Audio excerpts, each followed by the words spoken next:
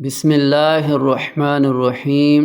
حدیث نبی صلی اللہ علیہ وسلم سماعت فرمائیں۔ حضرت جابر بن عبداللہ رضی اللہ عنہ سے روایت ہے کہ نبی کریم صلی اللہ علیہ وسلم ایک دن بازار سے گزرے۔ آپ صلی اللہ علیہ وسلم نے ایک مرا ہوا کان کٹا بکری کا بچہ دیکھا۔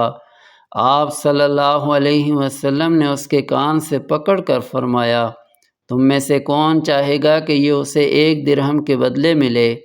صحابہ کرام رضی اللہ عنہ نے عرض کیا، یا رسول اللہ صلی اللہ علیہ وسلم، ہم تو اسے کچھ بھی دے کر نہیں لینا چاہیں گے، یہ تو کسی کام کا نہیں۔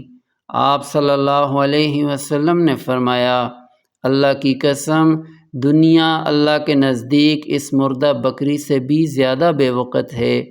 اس حدیث شریف سے ہمیں سبق ملتا ہے کہ دنیا کی ظاہری رونق اور مال و دولت انسان کو دھوکے میں ڈال دیتی ہے، مگر اللہ کے نزدیک اس کی حیثیت ایک مردار بکری سے بھی کم ہے۔ اصل دولت نیک اعمال، نماز، صدقہ، تقوی اور اللہ کی رضا ہے۔ جو آخرت کے لیے محنت کرے گا وہی کامیاب ہوگا۔